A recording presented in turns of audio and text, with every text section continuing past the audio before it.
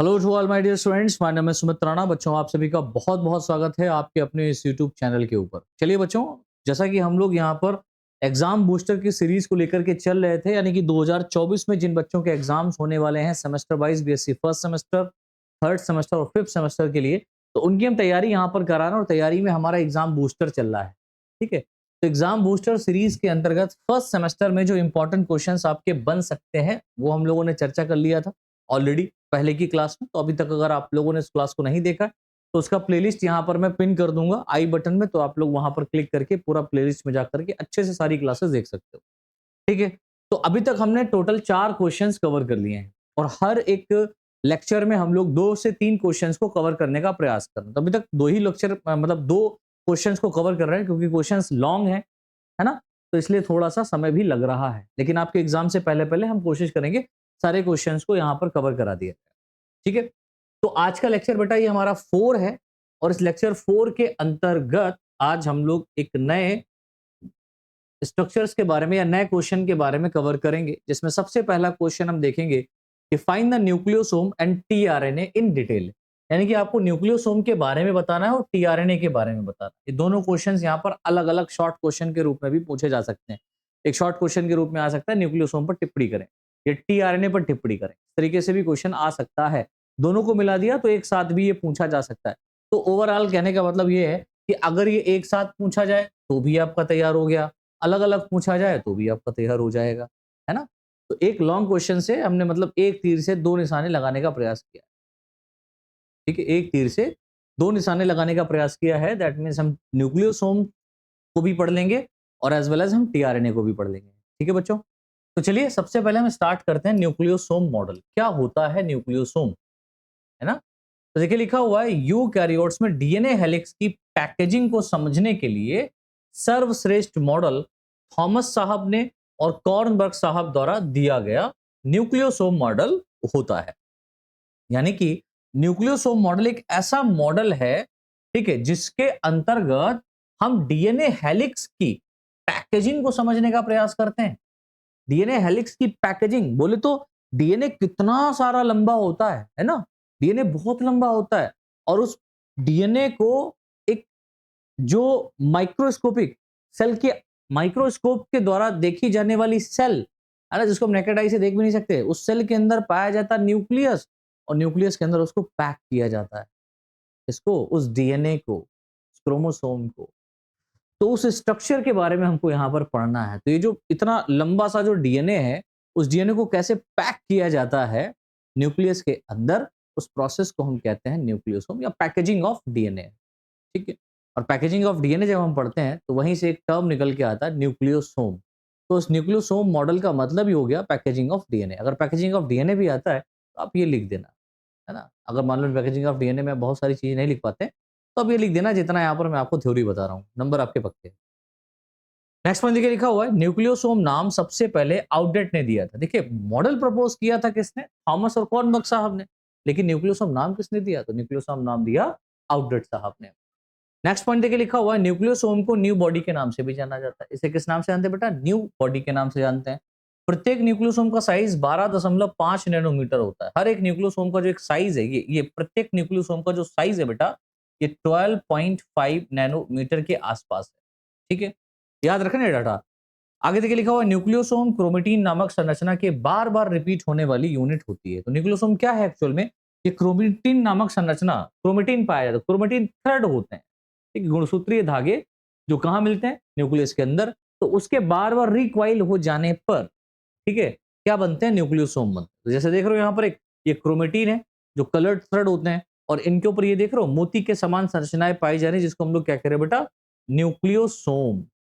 And nucleosome is a सब unit of chromatin.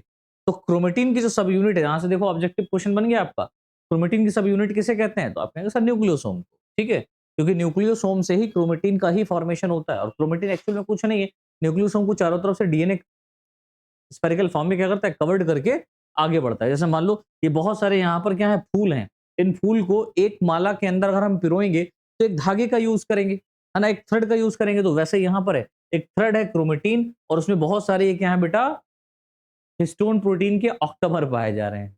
ठीक है, अच्छा न्यूक्लियोसोम क्या है, तो एक्चुअल में देखिए यहाँ पर लिखा हुआ है न्यूक्लियोसोम का जो सेंट्रल पार्ट होता है, न्यूक्लियोसोम का जो सेंट्रल भाग होता है वो हिस्टोन प्रोटीन के ऑक्टोमर से बना होता है। ऑक्टोमर ऑक्टोमर कहने मतलब 8 न्यूक्लियो प्रोटीन यहाँ पर पाई जा रही है। ठीक है, हिस्टोन प्रोटीन जो यहाँ पर पाई जा रही है वो 8 पाई जा रही है, जिसके सेंट्रल भाग में चारों ओर लिपटा हुआ 1.75 टन का डीएनए पाया जाता है, जिसे 200 बेस पेयर पाए जाते हैं। जिसमें कितने बेस पेयर पाए जा रहे हैं बेटा? 200 बेस पेयर। अब जो डीएनए है ये नाइट्रोजनस बेसिस से मिलकर के बना है। ठीक है, नाइट्रोजनस बेसिस, पेंटोज शुगर, है ना, इनसे ये मिलकर के बना होता है। और फास्फोरिक एसिड, नाइट्रोजनस बेसिस। भाई डीएनए का अगर आप स्ट्रक्चर डिटेल में देखेंगे तो आप कहेंगे सर नाइट्रोजनस बेसिस है, फास्फोरिक एसिड है और उसके साथ साथ क्या है यहाँ पर? पेंटोज शुगर है। ये तीन स्ट्रक्चर मिलकर के क्या बनाते हैं बेटा? ये तीन स्ट्रक्चर मिलकर के नाइट्रोजनस बेसिस का फॉर्मेशन करते हैं या बेस पेयर का फॉर्मेशन करते हैं। तो 200 बेस पेयर्स जो होते हैं एक्चुअल में एक डीएनए के टर्न में पाए जाते हैं। तो ये जो पूरा ये देख रहे हो ये बीच में ऑक्टामर ऑफ हिस्टोन प्रोटीन है, this is octamer of histone protein. इस तरीके से बेटा ऑक्टामर ऑफ हिस्टोन प्रोटीन, दो यहाँ पर है, दो यहाँ पर, दो यहाँ पर, दो एक H4 जो है ना एक जस्ट इसके पड़ोस में होगा उधर साइड में, है ना। तो 2 4 6 और 2 8 इस तरीके से 8 क्या है यहाँ पर हिस्टोन प्रोटीन के सेंटर में ऑक्टोमर पाए जाते हैं। इसके चारों तरफ ये डीएनए का एक टर्न पाया जाता है। ये नेगेटिवली चार्ज्ड होता है। डीएनए का जो टर्न होता है वो कैसा होता है बेटा?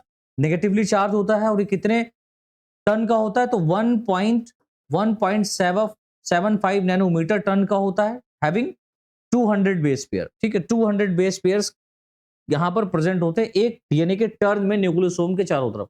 तो ऑक्टोमर ऑफ हिस्टोन प्रोटीन के चारों तरफ जो डीएनए है ना, डीएनए टर्न करता है वो 1.75 टन का होता है और इसमें 200 बेस पेयर पाए जाते हैं। ये ऑब्जेक्टिव क्वेश्चंस के लिए बहुत इंपॉर्टेंट है। अब सेंटर में आप देखिए जो कोर है वो made up of octamer of histone protein. Histone protein का ऑक्टामर होता है जिसमें H2A, H2B, H3, H4 histone protein पाई जाती हैं और इन सभी के दो दो मॉलिक्यूल्स यहाँ पर प्रेजेंट होते हैं, यानी कि दो H2A होंगे, दो H2B होगा, दो H3, दो 4। ठीक है, तो दो H2A, दो H2B, दो H4, दो H3, तो टोटल कितने हो गए बेटा? 8। और एक बीच में यहाँ पर देखो ये जो स्ट्रक्चर है इस तरीके से यहाँ पर जो पाया जा रहा है ये H1 हिस्टोन प्रोटीन है। तो टोटल हिस्टोन प्रोटीन कितनी है यहाँ पर? 5 टोटल हिस्टोन प्रोटीन यहाँ पर है। तो इन टोटल 5 हिस्टोन प्रोटीन से एक न्यूक्लियोसोम का फॉर्मेशन हो गया। यानी ये हिस्टोन प्रोटीन कैसी होती है बेटा? ये हिस्टोन प्रोटीन हमेशा याद रखना पॉजिटिवली होती है। ये नेगेटिवली चार्ज होता है। डीएनए कैसा होता है? नेगेटिव चार्ज होता है। और हिस्टोन प्रोटीन प्रोटीन कैसी होती है? पॉजिटिव चार्ज होती है। तो नेगेटिव और पॉजिटिव आपस में क्या होते हैं? अट्रैक्ट होते हैं। ठीक है, आगे देखिए लिखा हुआ है कि हिस्टोन प्रोटीन क्षारीय होते हैं। हिस्टोन प्रोटीन कैसे होते हैं? बेसिक इन नेचर होते हैं एवं यह यूकैरियोट्स में मेनली 5 प्रकार के होते हैं। यूकैरियोट में कितने प्रकार के होते हैं बेटा? 5 प्रकार के। H1, H2A, H2B, H3, H4, ये 5 प्रकार के हिस्टोन प्रोटीन है जिन्हें आपको याद कर लेना है। ये हिस्टोन प्रोटीन अर्जिनिन और लाइसिन रिच अमीनो एसिड से मिलकर के बने होते हैं। अब अगर पूछा जाए कि इन हिस्टोन प्रोटीन में सबसे ज्यादा मात्रा में क्या पाया जाता है, तो आप कहेंगे सर अर्जिनिन और लाइसिन रिच अमीनो एसिड। और अमीनो एसिड क्या होते हैं? आप सभी को पता ना अमीनो एसिड्स क्या होते हैं? ये प्रोटीन का फॉर्मेशन कराते हैं। अमीनो एसिड का मेन फंक्शन होता है प्रोटीन का फॉर्मेशन कराना। आगे एक विशेष बात लिखी है कि H1 हिस्टोन प्रोटीन जो होती है वो कॉर्नर पर पाई जाती है। ठीक है, वह डीएनए के एंड को सील करने का काम करती है। तो डीएनए का जो एंड होता है यहाँ पर देखो, ये जो डीएनए है ना, इस डीएनए के एंड को ये क्या कर रहा है बेटा? सील कर रहा है। ठीक है, और न्यूक्लियोसोम आपस में लिंक्ड डीएनए द्वारा जुड़े रहते हैं। लिंक्ड डीएनए में 80 बेस पेयर पाए जाते हैं, है ना। यहां पर क्या मिल रहा है बेटा? लिंक डीएनए भी पाया जा रहा है और लिंक डीएनए जो होता है वो 80 बेस पेयर का होता है। जैसे कि यहाँ पर अगर आप एक स्ट्रक्चर देखें तो स्ट्रक्चर में आप देख पा रहे होंगे सेंटर में क्या है बेटा? क्रोमोसोम है। ठीक है, बहुत बढ़िया स्ट्रक्चर देखो बना हुआ है। This is the chromosome. ठीक है, क्रोमोसोम। क्रोमोसोम्स को अगर बहुत डीपली और बहुत इंटरनली अगर आप देखें तो इसके अंदर बहुत सारा थ्रेड लाइक स्ट्रक्चर है and this thread like structure is known as chromatin. This is the chromatin. ये क्या है बेटा? क्रोमेटिन है, क्योंकि क्रोमेटिन ही बहुत हाईली कॉइल्ड होकर के क्रोमोसोम्स का फॉर्मेशन करता है। और जो क्रोमेटिन होते हैं बेटा, ये क्रोमेटिन क्या होते हैं? ये क्रोमेटिन हिस्टोन प्रोटीन के ये जो बीच में स्ट्रक्चर देख रहे हो ना, ये वाला, this is the octamer of histone protein. तो ये हिस्टोन प्रोटीन, ये तो हिस्टोन टेल है बेटा। ठीक है, ये क्या बेटा हिस्टोन टेल, ये क्या है बेटा हिस्टोन प्रोटीन, तो ये क्या है हिस्टोन ऑक्टोमर है, यहां पर ये देख रहे हो ये हिस्टोन ऑक्टोमर है ना, जिसके चारों तरफ इस तरीके से ये डीएनए क्या है बेटा, है ना, स्पॉइल्ड डीएनए, स्पूल्ड डीएनए, स्पूल्ड मतलब घेरा हुआ डीएनए प्रेजेंट है, और बीच में ये लिंक डीएनए है। लिंक डीएनए क्या है बेटा, लिंकर डीएनए, यानी कि एक तो हिस्टोन प्रोटीन ही हो गया, एक H1 ही हो गया, मतलब हिस्टोन प्रोटीन ही हो गया, दूसरा हिस्टोन प्रोटीन ही हो गया, तीसरा हिस्टोन प्रोटीन ही हो गया, यानी बहुत सारे हिस्टोन प्रोटीन है ना, तो इन बहुत सारे हिस्टोन प्रोटीन के ऑक्टामर को जो आपस में जोड़ता है, ठीक है, वो क्या कहलाता है, लिंकर डीएनए कहलाता है, and this is the linker DNA. और ये क्या बनेगा बेटा, ये पूरा क्या बनेगा, दिस इज द न्यूक्लियोसोम, ये क्या है, न्यूक्लियोसोम, ठीक है, और इस न्यूक्लियोसोम मॉडल को ही समझाया गया था। आई होप आपको यहां तक समझ में आया होगा, नहीं आया तो दोबारा से एक बार बैक करके वीडियो को देख लो। चलो आगे बढ़ें, और आगे बढ़ने से पहले आप सभी से ये कहना चाहूंगा कि अगर आप लोगों ने इस चैनल को सब्सक्राइब नहीं किया तो चैनल को सब्सक्राइब करके बेल आइकन दबा लो, जब भी वीडियो लेक्चर यहाँ पर अपलोड किया जाएगा उसका नोटिफिकेशन सबसे पहले आप तक पहुंचेगा, और इस वीडियो को लाइक करके शेयर जरूर कीजिएगा अपने साथियों तक। चलिए नेक्स्ट पॉइंट देखिए, लिखा हुआ है न्यूक्लियोसोम हायर लेवल पर कॉइलिंग करके सोलिनाइड या क्रोमेटिन फाइबर्स का निर्माण करता है ना, तो न्यूक्लियोसोम जो होता है वो हाईली लेवल पर क्या करता है बेटा, हाईली लेवल पर, हायर लेवल पर क्वाइल्ड होता है, बहुत ज्यादा क्वाइल्ड हो जाता है, और उस लेवल पर क्वाइल्ड होने के बाद में ये सोलिनाइड का फॉर्मेशन करता है, क्रोमेटिन फाइबर का फॉर्मेशन करता है। क्रोमेटिन फाइबर ही सेल डिवीजन की मेटाफेज स्टेज में संघनित दैट मींस कंडेंस होकर क्रोमोसोम्स का फॉर्मेशन करते हैं। तो क्रोमेटिन फाइबर जो होते हैं ना, ये क्रोमेटिन फाइबर ही क्या करते हैं बेटा, बहुत ज्यादा हाईली कंडेंस्ड फॉर्म में हो जाते हैं, और हाईली कंडेंस्ड होकर के क्या करते हैं बच्चों, हाईली कंडेंस्ड होकर के ये क्रोमोसोम्स का फॉर्मेशन करते हैं, कहां पर, मेटाफेज ऑफ सेल डिवीजन की मेटाफेज स्टेज में। अभी सेल डिवीजन क्या है उसके बारे में भी समझाएंगे। क्रोमेटिन की हायर लेवल पर कॉइलिंग के लिए अतिरिक्त प्रोटीन के सेट की आवश्यकता होती है, जिसे हम नॉन हिस्टोन प्रोटीन कहते हैं। तो देखिए हिस्टोन प्रोटीन के साथ साथ कुछ ऐसी भी प्रोटीन्स होती हैं जिनके लिए या जिसमें इनकी रिक्वायरमेंट पड़ती है। तो जो प्रोटीन जो एक्सटर्नली यूज हो रही हैं या उनको हम अपने काम के लिए यूज कर रहे हैं, ठीक है, जिनका मेन फंक्शन तो उसमें नहीं है, नहीं होंगी तभी चलेगा, लेकिन फिर भी उनके होने से एक बेहतर चीज हो सकती है। जैसे अगर मैं यहाँ पर क्लासेस ना पढ़ाऊं, मैं यहाँ पर क्या करूँ, केवल आप लोगों को जो क्वेश्चंस बता दिए वो अपने आप लोग पढ़ लें, तो जाहिर सी बात है आप लोग पास हो जाओगे, ऐसा नहीं कि फेल हो जाओगे। अपना मॉडल पेपर लाओगे, क्वेश्चंस बता दिए, उन क्वेश्चंस को आप मॉडल पेपर से तैयार कर लोगे। अब अगर आंसर आपको बताएं ना भी बताए तो भी कोई फर्क नहीं पड़ता। हाँ, ये है कि हमने अगर आंसर्स बता दिए तो आपकी स्टडी में 4 चांद लग जाएंगे, सिर्फ इतनी सी बात है। तो वो 4 चांद लगाने के लिए कुछ नॉन हिस्टोन प्रोटीन्स यहाँ पर पाई जाती हैं, है ना? तो जैसे हमको आप एक नॉन हिस्टोन प्रोटीन मानो, क्योंकि हम आपको सिर्फ सपोर्ट कर रहे हैं, वो भी एक्सटर्नली, है ना? हम चल करके एग्जाम आपको दिलवाने नहीं जा रहे हैं, एग्जाम आपको खुद देने जाना है। लेकिन उस एग्जाम को बीट करने के लिए हमारी पार्टिसिपेट है आपके साथ में, है ना? हम पार्टिसिपेट कर रहे हैं आपके साथ में, बस बाहर से, एग्जाम सेंटर के अंदर नहीं जाएंगे हम। वहां आपको खुद जाना है, आपने क्या गेन किया है वो आपको लिख के आना है। आगे देखिए लिखा हुआ है, क्रोमेटिन पर न्यूक्लियोसोम माला पर मोती यानी बीड्स ऑन स्प्रिंग्स के समान संरचनाओं के रूप में दिखाई देते हैं। ठीक है, तो जो क्रोमेटिन है इसके ऊपर जो न्यूक्लियोसोम है, वो न्यूक्लियोसोम माला पर मोती जिस तरीके से दिखाई देता ना, उसी तरीके से बिल्कुल ये भी दिखाई देते हैं। अर्थात जैसे माला पर मोती पाए जाते हैं वैसे ही क्रोमेटिन पर न्यूक्लियोसोम प्रेजेंट होते हैं। बहुत बहुत विशेष बात, इसको एक जो है ना एक माला से हम समझते हैं, न्यूक्लियोसोम मॉडल को एक माला से समझते हैं, जैसे माला में मोती होते हैं ना पिरोए हुए एकदम बढ़िया से, उसी तरीके से यहाँ पर न्यूक्लियोसोम भी क्या है बेटा, माला के मोती की तरीके से ही पाए जा रहे हैं। अच्छा, आगे बढ़ते हैं और हम बात करते हैं टीआरएनए के बारे में। ठीक है, ट्रांसफर राइबो न्यूक्लिक एसिड।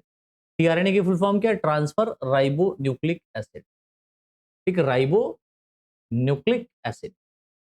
ठीक है, पहला पॉइंट लिखा हुआ है, इसका निर्माण यूकैरियोट्स में आरएनए पॉलीमरेज थर्ड। पहला पॉइंट तो आपको यही याद रखना है कि किसके द्वारा होता है बेटा, तो आरएनए पॉलीमरेज थर्ड एंजाइम के द्वारा सिंथेसाइज किया जाता है।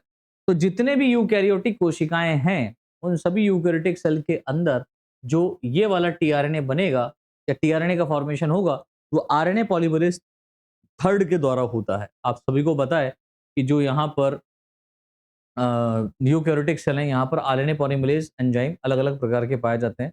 फर्स्ट, सेकंड, थर्ड, 3 प्रकार के होते हैं। तीनों प्रकार से एमआरएनए, आरआरएनए और टीआरएनए का फॉर्मेशन होता है। अच्छा, पहला नेक्स्ट पॉइंट देख लीजिए, टीआरएनए जो नाम है वो हॉगलैंड ने प्रपोज किया था।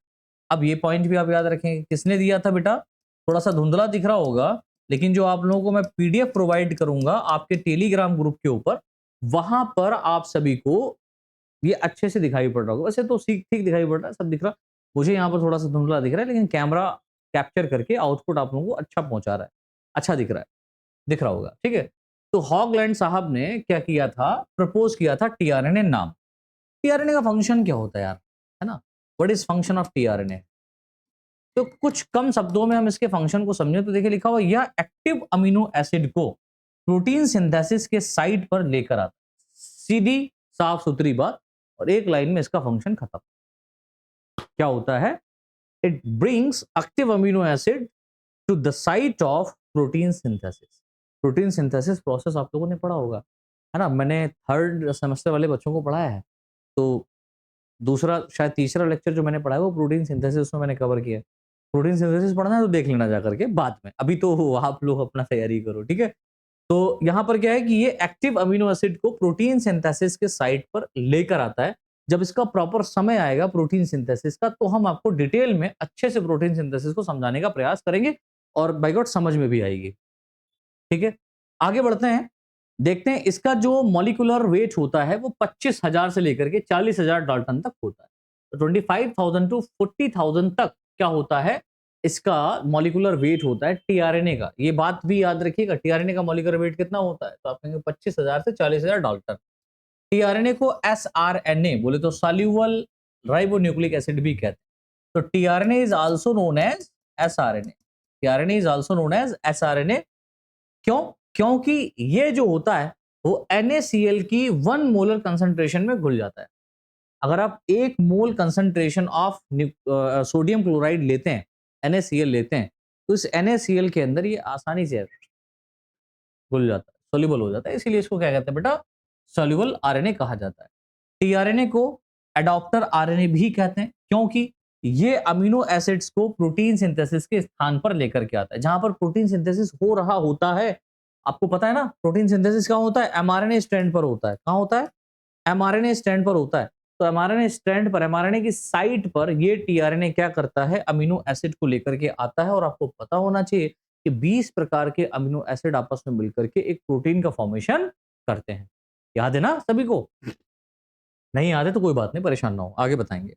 टीआरएनए टोटल आरएनए का 10 से 15% भाग होता है। यानी कि टीआरएनए जो होता है, तो टोटल आरएनए बने उनमें से 10 से 15% भाग इन्हीं का है। क्योंकि हर एक टीआरएनए 20 प्रकार की अमीनो एसिड को कैद करने के लिए, उनको ढोने के लिए, है ना, अलग अलग होता है। हर एक टीआरएनए स्पेसिफिक होता है 20 प्रकार की अमीनो एसिड को ले जाने के लिए, या 20 प्रकार के अमीनो एक्टिव अमीनो एसिड को प्रोटीन सिंथेसिस की साइट पर ले जाने के लिए, ठीक है। यानी 20 प्रकार के अमीनो एसिड हैं, तो 20 प्रकार के टीआरएनए भी होंगे, राइट ना? चलो आगे देखिए, लिखा हुआ है कि यह सबसे स्मॉलेस्ट आरएनए होता है जो केवल 75 से 95 न्यूक्लियोटाइड्स का बना होता है, ठीक है। ये सबसे स्मॉलेस्ट क्या है बेटा? आरएनए है, जो 75 टू 95 न्यूक्लियोटाइड्स का बना होता है, ठीक।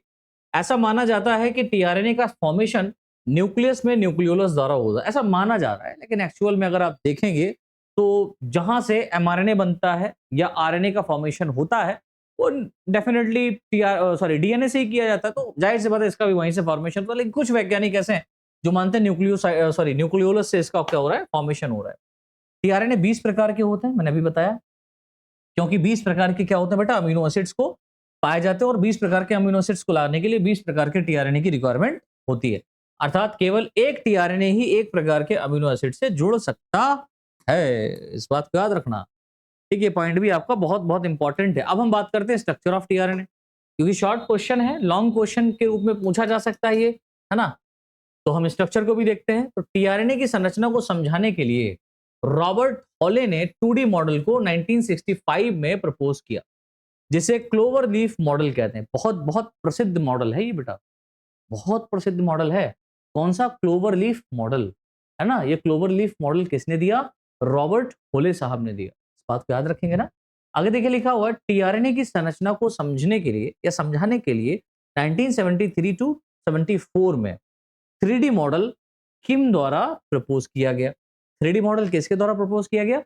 किम द्वारा प्रपोज किया गया, जो कि यह एक एल शेप्ड मॉडल है। ये क्या है बेटा? एक एल शेप्ड मॉडल है। तो आज की डेट में हमारे पास में 2D model and 3D model दोनों मॉडल यहां पर पाए जा रहे हैं किसके? टीआरएनए के स्ट्रक्चर्स को समझने के लिए, ठीक है ना। आगे हम देखते हैं क्लोवर लीफ मॉडल क्या होता है। ये काफी इंपॉर्टेंट है क्लोवर लीफ मॉडल। देख लो, ये क्लोवर लीफ मॉडल यहां पर बनाया गया है, ठीक है, जिसमें आप देख रहे हैं यहां पर ये दो साइट यहां पर आई। एक तो 5 प्राइम एंड ये चला, ये 5 प्राइम एंड घूम करके एज वेल एज कहां पहुंचा? 3 प्राइम एंड पर। 3 प्राइम एंड पर ACC, ठीक है, इस तरीके के नाइट्रोजनस बेस पाए जाते हैं और यहां पर एक अमीनो एसिड साइट पाई जाती है। अमीनो एसिड अटैचमेंट साइट इसको हम कहते हैं। तो अमीनो एसिड अटैचमेंट साइट ये होती है, अमीनो एसिड अटैचमेंट साइट, यानी कि जब ये एक्टिव होता है, क्या होता है बेटा? एक्टिव होता है। तो ये एक्टिव टीआरएनए क्या करता है? ये active tRNA active amino acid को इस साइट पर क्या करेगा? बाइंड करेगा, बाइंड दिस अमीनो एसिड, ठीक है। अब 20 प्रकार के अमीनो एसिड है, तो 20 प्रकार के अमीनो एसिड को ये लेकर के आएगा। अच्छा, इसमें आप देखिए ये कुछ यहां पर इस तरीके से आर्म्स पाई जा रही हैं। क्या पाई जा रही है बेटा? आर्म पाई जा रही हैं, जिसमें एक तो टी साइन सी लूप है ना। दूसरी यहां पर एंटीकोडोन लूप है, इसको हम लोग क्या कह रहे हैं बेटा? एंटीकोडोन लूप, जिसमें एंटीकोडोन्स पाए जाते हैं। ये वाला जो थर्ड पोर्शन है, this is the DHU loop, di hydro uridine loop के नाम से इसको जाना जाता है। इसको amino acid synthetase binding loop के नाम से जानते हैं, जिसमें 8 से 12 नाइट्रोजनस बेसेस पाए जाते हैं। इसे राइबोसोमल बाइंडिंग लूप कहते हैं, जिसमें 7 नाइट्रोजनस बेस पाए जाते हैं। इसे एंटीकोडोन लूप कहते हैं, जिसमें 7 नाइट्रोजनस बेसेस होते हैं, ठीक है। और यहां पर आप देखिए शॉर्ट आर्म भी पाई जाती है, जिसका आज भी हमको कोई भी इसका फंक्शन नहीं पता है ना। शॉर्ट आर्म द लंप के नाम से जानी जाती है और ये वेरिएबल आर्म के नाम से जानी जाती है। अच्छा, एंटीकोडोन लूप ये बहुत इंपॉर्टेंट है, इस पूरे कोडोन के अंदर ये लूप बहुत इंपॉर्टेंट है। ये रिकॉग्नाइजेशन आर्म के नाम से भी जानी जाती है। What is the meaning of anticodon loop? क्योंकि आप देखिए, आप जानते हैं कि जो एमआरएनए पाया जाता है, हमारा क्या पाया जाता है बेटा? एमआरएनए। इस एमआरएनए के ऊपर इस तरीके से ट्रिपलेट कोडोन पाए जाते हैं। ट्रिपलेट क्या पाया जा रहा है? ट्रिपलेट फॉर्म में कोडोन पाए जा रहे हैं। This is the codon. और इस कोडोन को कोड करने के लिए ये एंटीकोडोन पाए जाते हैं। यानी कि यहां पर जो कोडोन पाए जा रहे हैं ना, ये बहुत स्पेसिफिक कोडोन है, ऐसे वैसे नहीं है। स्पेसिफिक कोडोन कहने का मतलब जैसे कि एक ताला एक स्पेसिफिक चाबी से ही खुलता है, उसी तरीके से यहाँ पर एक कोडोन के ऊपर एक स्पेसिफिक टीआरएनए ही आकर के बैठेगा और उस टीआरएनए को एक स्पेसिफिक अमीनो एसिड आकर के ही जुड़ेगा और उस अमीनो एसिड को जुड़वाने के लिए यहाँ पर एक स्पेसिफिक टीआरएनए ही आएगा। दैट मीन्स यहाँ पर जैसे मान लो ये पहला एंटीकोडोन है, तो आप देख रहे हैं 20 प्रकार के यहाँ पर टीआरएनए पाए जा रहे हैं। तो 20 प्रकार के टीआरएनए में कोई एक स्पेसिफिक ऐसा टीआरएनए होगा जो केवल इसी साइट पर आकर के अमीनो एसिड को अनलोड करेगा, ठीक है। और उसके लिए यहाँ पर कोडोन और एंटीकोडोन का बहुत बड़ा कॉम्बिनेशन होता है। यहाँ पर एंटीकोडोन है, तो एंटीकोडोन क्या करेगा? इस कोडोन को कोड करेगा और कहेगा भाई क्या ये मेरी जगह है? तो कहेगा यस, ये आपकी जगह है। तो ये क्या करता है? ठीक है, मैं ये बैठता हूँ, आकर के बैठ जाएगा। ये आप देखेंगे कहां पर? प्रोटीन सिंथेसिस में। अच्छा देखो, एक नोट पॉइंट यहां पर लिखा हुआ है कि टीआरएनए का अणु अत्यधिक कॉइल्ड होने के कारण लगता है डबल स्टैंडर्ड, ठीक है, लगता डबल स्टैंडर्ड है, लेकिन टीआरएनए होता सिंगल स्टैंडर्ड ही है। तो यहां पर कॉइलिंग ज्यादा हो जाने के कारण जो नाइट्रोजनस बेसेस के बीच में ये क्या है बेटा? Hydrogen bonds, hydrogen bonds. तो जो हाइड्रोजन बॉन्ड्स हैं ये बन जाते हैं, जिसके कारण बेटा ये क्या लगने लगता है? ये डबल स्टैंडर्ड लगने लगता है, लेकिन ऐसा होता नहीं है, सिंगल स्टैंडर्ड ही होता है। कौन? टीआरएनए। अच्छा, अब हम कुछ खास बातें यहां पर देखते हैं। टीआरएनए में 5 प्रकार की आर्म्स पाई जाती हैं, ठीक है। इसमें से 4 प्रकार की जो आर्म्स होती हैं वो महत्वपूर्ण होती हैं। ये सिंगल स्टैंडर्ड होता है, लेकिन अत्यधिक फोल्डिंग के कारण इसमें नाइट्रोजनस बेसिस पे हाइड्रोजन बॉन्डिंग हो जाती है, जिससे ये डबल स्टैंडर्ड दिखाई देता है, लेकिन होता नहीं, होता सिंगल स्टैंडर्ड ही है। ये 5 प्राइम टू 3 प्राइम डायरेक्शन का होता है। जिस स्थान पर हाइड्रोजन बाइंडिंग हो जाती है उसे स्टेम कहते हैं, तथा जहां पर हाइड्रोजन बॉन्डिंग नहीं होती उसे लूप कहते हैं। तो यहां पर आप स्ट्रक्चर में देख लीजिए, ये वाला जो स्ट्रक्चर है, दिस इज द स्टेम। ये क्या है बेटा? ये स्टेम कहला रहा है, और ये क्या कहला रहा है बेटा? लूप। देखो लिखा है लूप, इसे क्या कहते हैं? लूप। तो टी साई सी लूप ये सेकेंड आर्म है, ये अमीनो एसिड अटैचमेंट साइट ये फर्स्ट है, ये सेकेंड है, यहां पर आप देख रहे हैं ये थर्ड आर्म है, ये फोर्थ है बेटा, और ये हमारी फिफ्थ है। This is fourth and this is fifth. ठीक है, आगे देखिए, हम सबसे पहले अमीनो एसिड अटैचमेंट साइट की बात करते हैं। देखिए लिखा हुआ है टीआरएनए के 3 प्राइम एंड पर आकर एक्टिवेट अमीनो एसिड जुड़ता है। ठीक, अमीनो एसिड अटैचमेंट साइट पर एक्टिवेट अमीनो एसिड आकर के जुड़ेगा। टीआरएनए के 5 प्राइम एंड पर गुआनिन होता है। जैसे ही एक्टिव अमीनो एसिड आकर टीआरएनए के 3 प्राइम एंड पर जुड़ जाता है, हम उसे चार्ज टीआरएनए या लोडेड टीआरएनए के नाम से जानने लगते हैं। तो यहां पर देखो ये लोडेड टीआरएनए, जैसे मान लो टीआरएनए है, इस पर आकर के अमीनो एसिड जुड़ गया, कहां पर? 3 प्राइम एंड पर, तो ये लोडेड टीआरएनए हो गया। इस आर्म के 3 प्राइम एंड पर एक स्पेशल सीक्वेंस पाई जाती है जिसे सीसीए, है ना, या एसीसी के नाम से जानते हैं। इसके अलावा इस एंड पर एक फ्री फंक्शनल ग्रुप भी पाया जाता है जिसे ओएच ग्रुप कहते हैं। अल्कोहलिक ग्रुप भी यहाँ पर प्रेजेंट होता है। अब टी साइंसी आर्म्स की बात करें, टी साइंसी लूप की बात करें, तो क्या कहता है? टी का अर्थ यहाँ पर थाइमिन से होता है और सी का अर्थ यहाँ पर साइटोसिन से होता है, और साई का जो अर्थ यहाँ पर होता है वो स्यूडो यूरेडिन से होता है। तो टी साइंसी आर्म क्यों कहते हैं, समझ में आया ना? टी मतलब थाइमिन, सी मतलब साइटोसिन, साई मतलब यहाँ पर हो गया स्यूडो यूरेडिन। ठीक है, असत्य प्रकार का यूरेडिन यहाँ पर आकर के जुड़ेगा। इस आर्म पर लूप बनने का कारण abnormal and modified base pair का पाया जाना होता है, जिसे स्यूडो यूरेडिन कहते हैं। तो स्यूडो यूरेडिन, असत्य प्रकार का यूरेडिन आकर के जुड़ेगा, जिसके कारण यहाँ पर लूप बन जाता है। टी साइंसी आर्म की मदद से टीआरएनए राइबोसोम्स की लार्ज सब यूनिट से जुड़ जाता है। ठीक है, तो लार्ज सब यूनिट से जुड़ने के लिए, जैसे यहां पर आप देख रहे हो ये वाला, ये दिस इज द लार्ज सब unit of tRNA, sorry large सब यूनिट ऑफ आरएनए, और नीचे वाला क्या है बेटा? स्मॉल सब यूनिट ऑफ आरएनए, बे यार, लार्ज सब unit of ribosome, sorry large सब यूनिट ऑफ राइबोसोम, स्मॉल सब यूनिट ऑफ राइबोसोम। तो एमआरएनए स्ट्रैंड यहां पर है। ठीक है, टीआरएनए आया है, टीआरएनए यहां पर किससे जुड़ेगा? टी साई सी से। टी साई सी आर्म की वजह से ये किससे जुड़ जाएगा बेटा? लार्ज सब यूनिट ऑफ राइबोसोम से जुड़ जाता है। एक नोट पॉइंट देखिए लिखा हुआ है, वेरिएबल आर्म छोटी भुजा जिसको कहते हैं। ठीक है, इसका कोई भी कार्य अभी तक ज्ञात नहीं है। आपको मैं काम देता हूं, आप लोग बड़े होकर के इसका फंक्शन ढूंढो। चलो, आप लोग साइंटिस्ट बन सकते हैं। थर्ड पॉइंट, एंटीकोडोन आर्म्स, जिसको हम लोग लूप के नाम से भी जानते हैं। इसे रिकॉग्नाइजेशन आर्म्स भी कहते हैं। रिकॉग्नाइजेशन मतलब खोजने वाली आर्म्स। टीआरएनए अपनी इस आर्म्स की सहायता से एमआरएनए पर कोडोन्स की पहचान करता है। ठीक है, इस आर्म्स पर भी लूप बनने का कारण एबनॉर्मल बेस का पाया जाना होता है, जिसे आइनोसिन कहते हैं। तो वहां पर क्या होता है बेटा? स्यूडो यूरिडिन पाया जाता है, यहाँ पर आइनोसिन पाया जाता है, जिसकी वजह से क्या बनते हैं?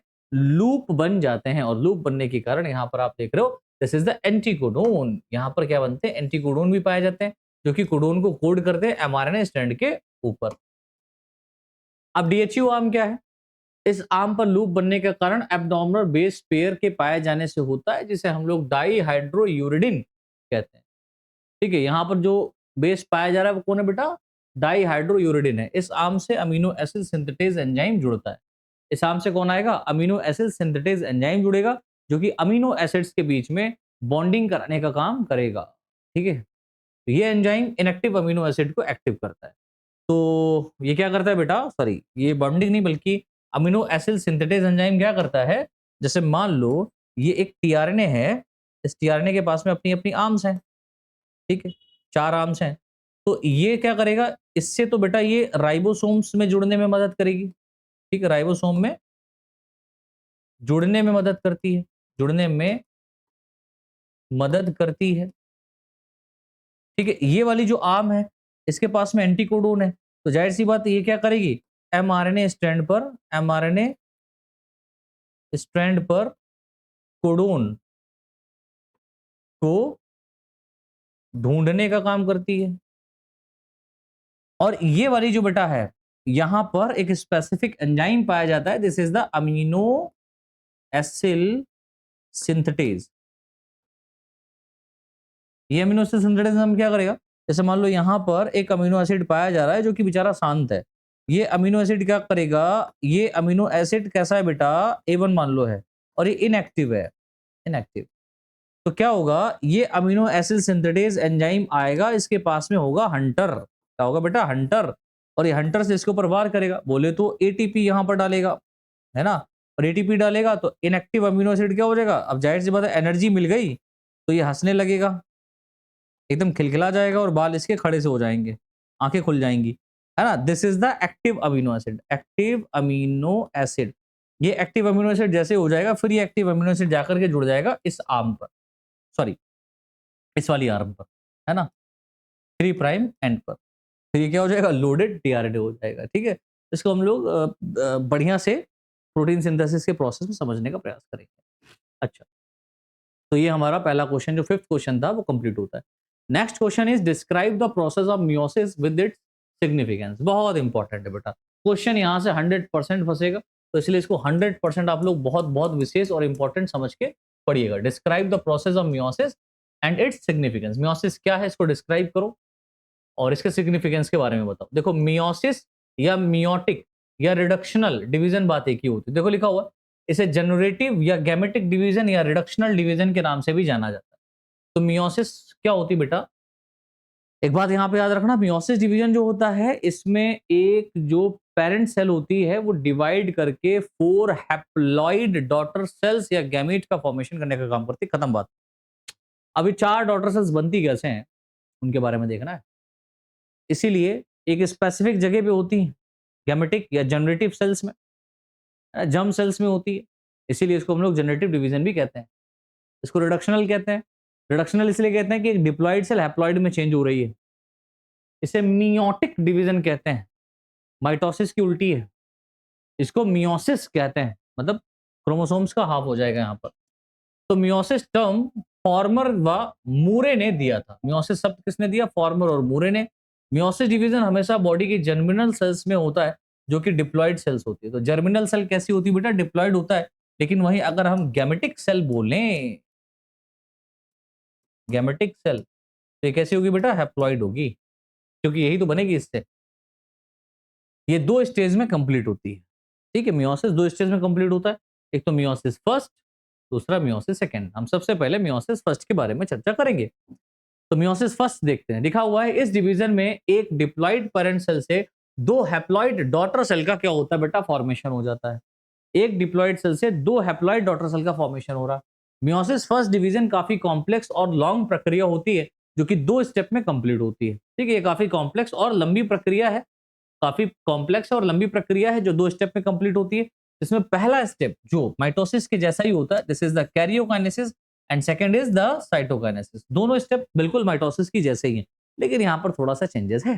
क्या, कैरियोकाइनेसिस पे थोड़ा सा चेंजेस है क्या, देखो इस प्रोसेस में कैरियोकाइनेसिस पहले हेडिंग बढ़ेगी, लिखेंगे इस प्रोसेस में मुख्यतः न्यूक्लियस का जो डिवीजन है उसको किया जाता है, ठीक है। न्यूक्लियस डिवीजन के लिए 4 मुख्य स्टेजेस पाई जाती हैं, इसमें prophase first, metaphase first, anaphase first, telophase first होती है। तो प्रोफेज, मेटाफेज, एनाफेज, टीलोफेज कैसे याद करोगे, तो पुराना मैट याद कर लेना। किससे याद करेंगे बेटा, पुराना मैट। पुराना से पी हो जाएगा, पी मतलब prophase, M for metaphase, A for anaphase, T for telophase. याद हो गया ना, एग्जाम में नहीं भूलोगे, ठीक है। टीलोफेज फर्स्ट के अंत में 2 डॉटर सेल्स, 2 डॉटर न्यूक्लियाई का निर्माण होता है। तो टीलोफेज जो आखिरी यहां पर है, टीलोफेज में, टीलोफेज होने के बाद में क्या होता है बेटा, न्यूक्लियस से 2, एक न्यूक्लियस से 2 न्यूक्लियाई बन जाते हैं। हम प्रोफेज फर्स्ट की बात करते हैं। मियोसिस फर्स्ट की सभी स्टेजेस में प्रोफेज फर्स्ट सबसे लंबी और कॉम्प्लेक्स स्टेज मानी जाती है या होती है। यह स्टेज मुख्यतः 5 सब स्टेजेस में कंप्लीट होती है। अब प्रोफेज फर्स्ट जो है ये सबसे कॉम्प्लेक्स है बेटा, और ये सबसे लंबी भी है, और ये 5 सब स्टेजेस में कंप्लीट होती है। अब इन 5 सब स्टेजेस को किस नाम से जानते हैं, तो पहले को हम बोलते हैं लेप्टोटीन, दूसरे को बोलते हैं जाइगोटीन, तीसरे को बोलते हैं पैकेटीन, चौथे को बोलते हैं डिप्लोटीन, और 5वें को बोलते हैं डाइकाइनेसिस, ठीक है, राइट। अब सर जैसे आपने प्रोफेज, मेटाफेज, एनाफेज, टीलोफेज याद करने का कोड बताया, इसका नहीं बताएंगे, बिल्कुल बताएंगे, क्यों नहीं बताएंगे। तो इसका कोड है ले जा पानी, ठीक है। और डूब मरो। आपसे नहीं कह रहा हूं, कोड है। ले जा पानी डिपेंड, कितना अच्छा है, याद हो गया। देखो ऐसा लग रहा है पोयम गाई हूं मैंने। ले जा पानी डिपेंड आई, पानी ले जाओ डूब मरो, है ना। कुछ नहीं जिंदगी में कर पा रहे हो तो पानी ले जाओ डूब मरो, मरना नहीं। कुछ नहीं कर पा रहे हो तब भी बहुत कुछ कर रहे हो, अपने माँ बाप की आंखों के सामने हो, यही बहुत बड़ी बात है। ले का मतलब लेप्टोटीन, जा का मतलब जाइगोटीन, पानी का मतलब पैकेटीन, डिप का मतलब डिप्लोटीन और डाई का मतलब डाइकाइनेसिस। याद हो गया? याद कि नहीं? बिल्कुल याद होना चाहिए। अब सबसे पहले हम लेप्टोटीन को पढ़ेंगे क्योंकि एग्जामिनर चूतिया नहीं है, वो तो पूछेगा लेप्टोटीन क्या है, तो आपको लिखना पड़ेगा। इस स्टेज में न्यूक्लियस का साइज बढ़ता है, यहां पर क्रोमोसोम थ्रेड लाइक एवं लॉन्ग होते हैं। इस स्टेज में क्रोमोसोम्स के एंड सेंट्रोमियर की तरफ मुड़ जाते हैं, ठीक है। और ऐसे क्रोमोसोम्स के अरेंजमेंट को बकेट स्टेज के नाम से जाना जाता है, यानी कि क्रोमोसोम्स कैसे दिखाई पड़ेंगे? बकेट की तरह दिखाई पड़ेंगे, लाइक दिस। एंड क्रोमोसोम्स की अधिकता के कारण क्रोमोसोम मणिकामय, मणिकामय या कणिकामय, मणिकामय, मणि के आकार के, है ना, दिखाई देते हैं। बीट्स लाइक क्रोमोसोम एक संयोजी, मतलब एक संयोजी बोले तो मोनोवैलेंट होते हैं। क्रोमोसोम कैसे होते हैं बेटा? एक संयोजी होते हैं, मोनोवैलेंट होते हैं। इस अवस्था में क्रोमोसोम्स के बीच आकर्षण बल अनुपस्थित होता है, क्रोमोसोम्स के बीच में कोई भी अट्रैक्टिव फोर्स नहीं पाया जाता है, राइट। जैसे यहां पर आप देखेंगे जो सेंट्रोमियर है, जो सॉरी सेंट्रोसोम है विद सेंट्रियोल, यहां पर आप देख रहे हैं ये मेटाफेज के स्टेज में आप देख रहे हैं मैटरनल और ये पैटर्नल क्रोमोसोम है। इसके सेंटर वाले पोर्शन में क्या है बेटा? सेंटर वाले पोर्शन में सेंट्रोमियर है, तो क्रोमोसोम सेंट्रोमियर की तरफ मुड़े मुड़े से दिखते हैं, है ना। ये न्यूक्लियर मेम्ब्रेन है, इसमें एक मैटरनल क्रोमोसोम है, एक पैटर्नल क्रोमोसोम है। मैटरनल मतलब मम्मी वाला, पैटर्नल मतलब पापा वाला, मम्मी पापा दोनों वाले क्रोमोसोम है ना। इन क्रोमोसोम्स में चेंजेस होगा, क्या होगा? जाइगोटीन, जाइगोटीन में क्या होगा कि इस स्टेज में क्रोमोसोम्स के बीच अट्रैक्शन फोर्स बढ़ता है, जिस कारण क्रोमोसोम्स एक दूसरे के करीब जिपर लाइक फैशन में आ जाते हैं। जिपर लाइक फैशन समझते हो? चेन जिस तरीके से बंद करते हैं ना बैग की, जिप जैसे बंद करते हैं ना, चैन बंद करते खोलते हैं, बिल्कुल उसी अरेंजमेंट में आ जाते हैं ऐसे, एकदम आमने सामने, like this, this this is the zipper like fashion. ये क्या बेटा? जिपर लाइक फैशन है, ठीक है। आगे देखिए लिखा हुआ है, इस सब स्टेज में पेयरिंग ऑफ होमोलोगस क्रोमोसोम देखने को मिलती है। इस स्टेज में क्या होती है बेटा? पेयरिंग ऑफ होमोलोगस क्रोमोसोम देखने को मिलता है। इस पेयरिंग को साइनेप्सिस कहते हैं। पेयरिंग या साइनेप्सिस के कारण क्रोमोसोम्स अब बाईवैलेंट हो जाते हैं। तो ले लेप्टोटीन में मोनोवैलेंट, जाइगोटीन में बाईवैलेंट, ठीक है। जाइगोटीन के दौरान दो होमोलोगस क्रोमोसोम्स के बीच साइनेप्टोनिमल कॉम्प्लेक्स का फॉर्मेशन होता है, यानी कि दो होमोलोगस क्रोमोसोम है, उनके बीच में साइनेप्टोनिमल कॉम्प्लेक्स बनता है। लाइक दिस, मान लो ये क्रोमोसोम है, लाइक दिस, ठीक है। This is the chromosome and in chromosomes के बीच में क्या बनेगा बेटा? साइनेप्टोनिमल कॉम्प्लेक्स। दिस, इस तरीके से क्या बनेगा? साइनेप्टोनिमल कॉम्प्लेक्स का फॉर्मेशन होता है होमोलोगस क्रोमोसोम्स के बीच में। यह साइनेप्टोनिमल कॉम्प्लेक्स यूबिक्यूटिन प्रोटीन्स का बना होता है, यूबिक्यूटिन प्रोटीन का बना होता है। ये कॉम्प्लेक्स क्रोमोसोम्स की प्रॉपर पेयरिंग व रिकॉम्बिनेशन के लिए भी आवश्यक होता है। भाई प्रॉपर पेयरिंग होमोलोगस क्रोमोसोम्स की हो सके और उनके बीच में रिकॉम्बिनेशन हो सके, इसके लिए ये कॉम्प्लेक्स साइनेप्टोनिमल कॉम्प्लेक्स का फॉर्मेशन किया जाता है।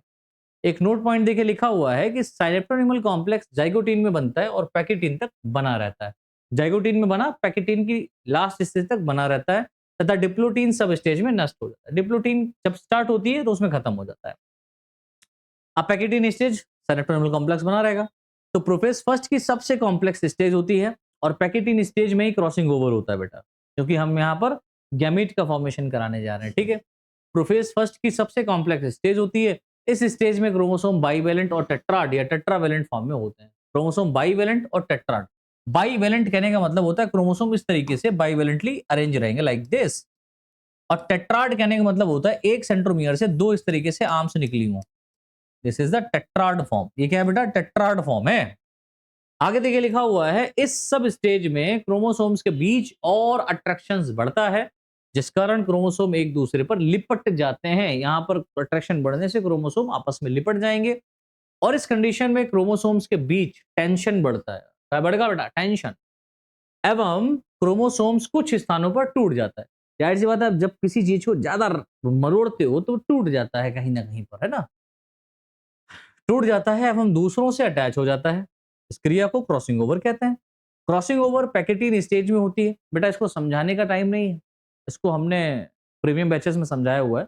एग्जाम में क्या लिखना है वो मैं यहाँ पर आपको बता रहा हूँ बहुत ही शुद्ध और स्पेसिफिक लैंग्वेज में। क्रॉसिंग ओवर एक नोट पॉइंट है, क्रॉसिंग ओवर पैकेटीन स्टेज में होती है लेकिन दिखाई नहीं देता क्योंकि क्रोमोसोम्स के अट्रैक्शन के कारण एक दूसरे पर लिपटे रहते हैं। ठीक है, जब तक अट्रैक्शन कम नहीं होगा क्रॉसिंग ओवर दिखाई नहीं पड़ती है। ठीक है, इस अवस्था में भी साइनेप्टोमियल कॉम्प्लेक्स बना रहता है। राइट, यहां पर साइनेप्टोमियल कॉम्प्लेक्स रिकॉम्बिनेशन में काम आता है। जो साइनेप्टोमियल कॉम्प्लेक्स है तो किस काम आ रहा है बेटा, रिकॉम्बिनेशन में। और इसमें क्रॉसिंग ओवर हमेशा होमोलोगस क्रोमोसोम्स के नॉन सिस्टर क्रोमेटिड के बीच में होता है। तो ये पॉइंट भी याद रखना, क्रॉसिंग ओवर हमेशा और हमेशा क्रॉसिंग ओवर कहां होता है बेटा, होमोलोगस क्रोमोसोम्स के नॉन सिस्टर क्रोमेटिड के बीच में।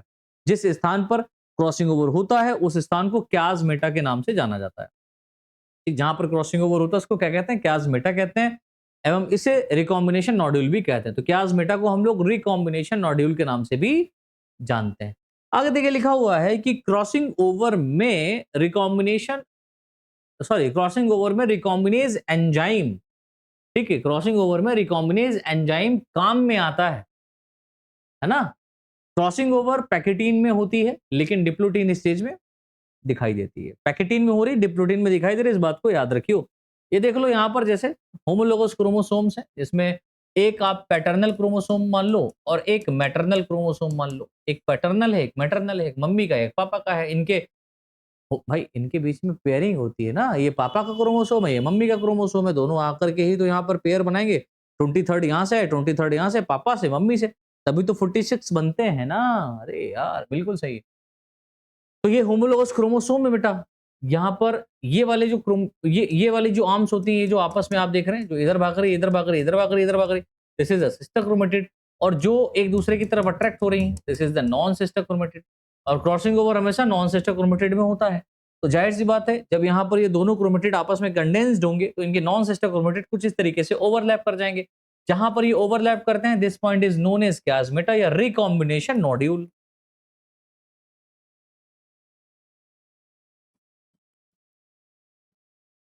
जैसे क्या कहते हैं, रिकॉम्बिनेशन नोड्यूल कहते हैं। अब क्या होगा, यहां पर एक रिकॉम्बिनेज एंजाइम आएगा। रिकॉम्बिनेज एंजाइम क्या करेगा, ये इसको यहां से कट करेगा, इसको यहां से काटेगा, इसको यहां से, इसको यहां से, इसको यहां से, इसको यहां से, इसको यहां से, इसको यहां से, इस तरीके से कट करेगा। कट करने के बाद में क्या होगा कि ये दोनों ही आर्म्स जो होती है नॉन सिस्टर, ये आपस में एक्सचेंज हो जाती है। क्रॉसिंग ओवर में क्या होता है, नॉन सिस्टर क्रोमेटिड्स के जो पोर्शन होते हैं वो आपस में एक्सचेंज हो जाते हैं, है ना, मैटरनल और पैटर्नल के बीच में। और ये कौन करवाता है, रिकॉम्बिनेज एंजाइम करवाता है। अब जैसे ये होगा उसके बाद में क्या होगा, जैसे ये कटने के बाद में चेंजेस होगा तो यहाँ पर एक और एंजाइम आएगा। ठीक है, उसको भी आप याद रखना। And this enzyme is known as ligase. Ligase, इसके पास में गम होता है। गम क्या करता है, जोड़ने का काम करता है। वो गम नहीं जिसको सुनते आंसू निकलते हैं, नहीं, ये गम वो है जो किसी को चिपकाने का काम करता है। तो लाइगेज एंजाइम आएगा जब ये एक्सचेंज हो जाएंगी आर्म्स, दिस, जब ये आर्म एक्सचेंज हो जाएंगी, ये आर्म इस पे आ जाएगी, इधर वाली इस पे चली जाएगी, फिर जाने के बाद में लाइगेज आकर के इसको जोड़ देगा। जोड़ेगा तो ये कुछ इस तरीके से दिखाई देंगे, लाइक दिस। देखो, मैटरनल में कुछ पैटर्नल का पोर्शन आ गया, पैटर्नल में कुछ मैटरनल का पोर्शन चला गया। ठीक है, मम्मी वाले क्रोमोसोम में पापा वाला क्रोमोसोम, पापा वाले क्रोमोसोम में मम्मी वाला क्रोमोसोम आ गया। अब जब ऐसे ये चेंज होगा तो नेक्स्ट स्टेज होगी डिप्लोटीन। ठीक, और ये प्रोसेस क्या कहलाता है बच्चों, ये वाला प्रोसेस क्रॉसिंग ओवर कहलाता है। और क्रॉसिंग ओवर के ऊपर अलग से एक शॉर्ट नोट आता है लिखने के लिए। ठीक है, चलो डिप्लोटीन की बात करते हैं। तो इस स्टेज में इस स्टेज में क्रोमोसोम्स के बीच अट्रैक्शन कम हो जाता है तथा वे खुलना शुरू हो जाते हैं, लेकिन अभी भी वे कुछ स्थानों पर अटैच रहते हैं। वह साइट होते हैं, ठीक है, ये वह साइट होते हैं जहां पर क्रॉसिंग ओवर हुआ था, जिसे क्याज़मेटा पॉइंट कहते हैं, क्याज़मेटल पॉइंट कहा जाता है। इस स्टेज में क्रॉसिंग ओवर स्पष्ट रूप से दिखाई देती है। ठीक है, इसमें साइनेप्टोनिमल कॉम्प्लेक्स नष्ट हो जाती है। इसमें अ, उपांति भवन बोले तो टर्मिनलाइजेशन की प्रक्रिया स्टार्ट हो जाती है। टर्मिनलाइजेशन क्या होता है, क्याज़मेटल पॉइंट का एंड तक या एंड के तरफ खिसकना ताकि क्रोमोसोम सेपरेट हो जाएं। तो क्लाज्मेटा जो है ना इस तरीके से धीरे, जैसे मान लो यहाँ पर क्लाज्मेटा हुआ था, ये यहाँ पर रिकॉम्बिनेशन हुआ था, तो धीरे धीरे धीरे धीरे धीरे धीरे यहाँ पर बढ़ेगी और क्रोमोसोम्स अलग हो जाएंगे लाइक दिस।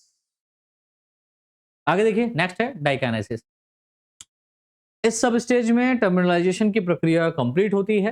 ठीक है, इसमें क्रोमोसोम सेपरेट हो जाते हैं, न्यूक्लियर मेम्ब्रेन डिसअपियर हो जाती है एवं न्यूक्लियोलस डिसअपियर हो जाता है। इसमें स्पिंडल फाइबर्स का फॉर्मेशन हो जाता है और डाइकाइनेसिस के अंत में ऑल क्रोमोसोम साइटोप्लाज्म में आ जाते हैं। बोले तो न्यूक्लियर मतलब साइटोप्लाज्म के अंदर आ गए, न्यूक्लियर मेम्ब्रेन डिसअपियर हो गई। अब बात आएगी मेटाफेज फर्स्ट। तो इस स्टेज में ऑल क्रोमोसोम्स एक इक्वेटोरियल प्लेट पर आकर के स्थित हो जाते हैं। क्रोमोसोम्स के स्थित में, ठीक है, क्रोमेटिड सेंटर की ओर व क्रोमोसोम्स पॉइंट्स ध्रुवों की ओर आ जाते हैं। तो क्रोमोसोम्स के जो स्थित या क्रोमोसोम्स का हम यहां पर ऐसे कहें, क्रोमोसोम्स का जो सेंट्रल पार्ट होता है, क्रोमोसोम्स का सेंटर क्रोमेटिड सेंटर की ओर आ जाता है। ठीक, क्रोमोसोम्स की स्थिति पोजीशन, सॉरी सही तो है यार, क्रोमोसोम की जो पोजीशन है, इस पोजीशन में आप देखोगे कि जो क्रोमेटिड होता है वो सेंटर की तरफ रहता है और क्रोमोसोम्स के जो पॉइंट्स होते हैं वो ध्रुवों की तरफ रहते हैं, ऐसे ऐसे लाइक ऐसे। ठीक है, और सब स्टेज में स्पिंडल फाइबर्स बन जाते हैं जो दो प्रकार के होते हैं, एक तो क्रोमोसोमल फाइबर्स होता है, दूसरा सपोर्टिंग फाइबर होता है। अब हम थर्ड स्टेज की बात करते हैं जिसका नाम है एनाफेज फर्स्ट। ठीक है, इस स्टेज में क्रोमोसोम्स का सेंट्रोमियर डिवाइड नहीं होता, केवल यह विपरीत ध्रुवों पर डायड दैट मीन्स बाइवेलेंट के रूप में मूव कर जाते हैं। इसमें सेपरेट क्रोमोसोम्स के बीच इंटरजोनल फाइबर्स का फॉर्मेशन या बॉन्ड होता है। ठीक है, इनमें क्रोमोसोम्स फाइबर के कॉन्ट्रैक्शन, क्रोमोसोम फाइबर के क्रोमोसोमल फाइबर्स के कॉन्ट्रैक्शन व इंटरजोनल फाइबर्स के फैलाव से इस अवस्था में पुलिंग व पुशिंग मैकेनिज्म देखने को मिलती है, जिससे डायड अपोजिट पोल पर चले जाते हैं। अगर आप इसके डायग्राम को बनाना चाहें तो कुछ ऐसे बना सकते हैं। जैसे यहाँ पर आप देखेंगे ये सेंट्रियोल है, ये इसका क्रोमोसोम्स के क्रोमेटिड्स हैं लाइक, और ये सेंट्रोमियर है। इस सेंट्रोमियर से ऐसे ये जुड़े रहते हैं लाइक दिस, और इनके बीच में इंटरजोनल फाइबर्स बनता है, इंटरजोनल फाइबर्स बनता है और ये क्रोमोसोमल फाइबर होता है लाइक, ये क्रोमोसोमल, ये इंटरजोनल फाइबर है, ये क्रोमोसोमल फाइबर है।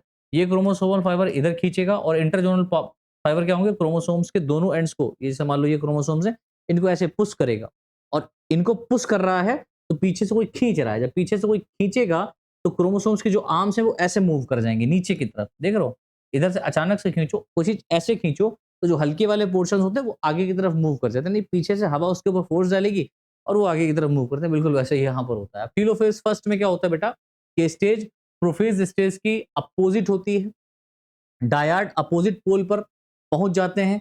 इनमें क्रोमोसोम्स फिर से अनकॉइल्ड हो जाते हैं, न्यूक्लियर मेम्ब्रेन रिपेयर होने लगती है या हो जाती है। ठीक है, एवं न्यूक्लियोलस रिपेयर हो जाता है। इस प्रकार टेलोफेज फर्स्ट के अंत में टू डॉटर न्यूक्लियाई का फॉर्मेशन हो जाता है और इस स्टेज के बाद कैरियोकाइनेसिस फर्स्ट कंप्लीट हो जाती है। ठीक है, तो कैरियोकाइनेसिस इस स्टेज के बाद में कंप्लीट होगा। अब कैरियोकाइनेसिस जैसे कंप्लीट होगा फिर साइटोकाइनेसिस होगा। तो साइटोकाइनेसिस देखिए, अब एनिमल्स के अंदर आप देखेंगे कि एनिमल में साइटोकाइनेसिस सेल फरो मेथड द्वारा होती है, जिसमें टू डॉटर हैप्लॉइड सेल्स का निर्माण हो जाता है। एक नोट पॉइंट देखिए लिखा हुआ है, कभी कभी कैरियोकाइनेसिस फर्स्ट के बाद साइटोकाइनेसिस नहीं होता, वह मियोसिस फर्स्ट के अंत में बने two daughter nuclei meiosis second, ठीक है, मियोसिस सेकेंड में एंटर करके फोर डॉटर न्यूक्लियाई बनाते हैं। वह अंत में साइटोकाइनेसिस होता है जिससे चार डॉटर सेल्स का निर्माण हो जाता है। अब मियोसिस सेकेंड क्या कहता है, मियोसिस सेकेंड कहता है कि मैं एक स्टेज ऑफ माइटोसिस के सिमिलर ही हूं। ठीक है, तो यह स्टेज माइटोसिस के सिमिलर होती है। ये दो स्टेज में कंप्लीट होती है, कैरियोकाइनेसिस सेकेंड, साइटोकाइनेसिस सेकेंड। अब यहां पर कैरियोकाइनेसिस सेकेंड के अंदर ये प्रोफेज प्रोफेज के अंदर लेजा पानी डिपेंड आई नहीं होगा, ये माइटोसिस के सिमिलर है तो सिंपल होगा। तो प्रोफेज, मेटाफेज, एनाफेज, टेलोफेज, यानी कि सेकेंड सेकेंड सेकेंड लगा दो सबकी तरफ। ठीक है, इसके लास्ट में क्या होता है, चार डॉटर न्यूक्लियाई का फॉर्मेशन हो जाता है। साइटोकाइनेसिस सेकेंड के बाद में फोर डॉटर हैप्लॉइड सेल्स का निर्माण हो जाता है। ठीक है, ये चारों डॉटर सेल्स ना तो पेरेंट के सिमिलर होती हैं और ना ही आपस में सिमिलर होती हैं। तो चारों डॉटर हैप्लॉइड सेल्स जो होती हैं वो एक दूसरे से, सबसे, हर एक से अलग अलग होती हैं, यानी हर एक सेल एक स्पेसिफिक कैरेक्टर, एक स्पेसिफिक फॉर्म में डेवलप होती है।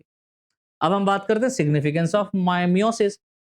देखिए लिखा हुआ है मियोसिस डिवीजन रिप्रोडक्शन व इवोल्यूशन में महत्वपूर्ण भूमिका निभाता है जिसमें फॉलोइंग टाइप्स के सिग्निफिकेंस पाए जाते हैं।